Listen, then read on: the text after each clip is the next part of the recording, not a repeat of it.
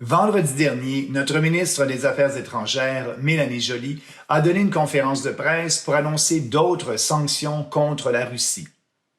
Et lors de cette conférence de presse, elle a déclaré que l'objectif du gouvernement était un changement de régime en Russie.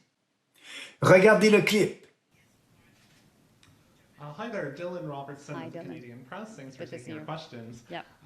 So It's great. Minister, You follow me everywhere I go. Good to see you I again, always Dylan. do, which is why I noticed this morning you used a term that I haven't heard you use before, referring to Russia. You talked about regime change. And I was just wondering, at what point in time did that become Canada's policy to advocate for? And I wanted to ask Minister Wittfeldt if that's the right approach to advocate for when it comes to Russia. Well, we believe that we need to isolate Russia diplomatically, economically, and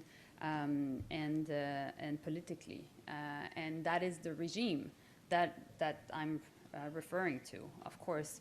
And as I mentioned earlier in the discussion, I always make a difference between the regime and the people of a given country, which is fundamental. Wow! Ce que la ministre a dit est incroyablement imprudent et irresponsable.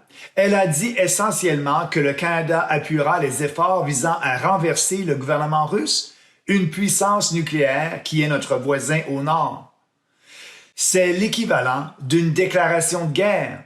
Cela augmenterait considérablement les enjeux du conflit, rendant plus probable l'utilisation d'armes nucléaires.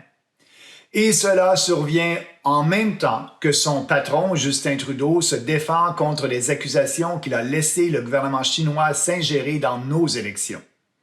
Pour les libéraux, il est acceptable de s'ingérer dans la politique d'autres pays et que d'autres pays s'ingèrent dans la nôtre, tant que cela les favorise, bien sûr. Le monde change rapidement au 21e siècle. Les États-Unis ne dominent plus le monde comme ils le faisaient il y a quelques décennies.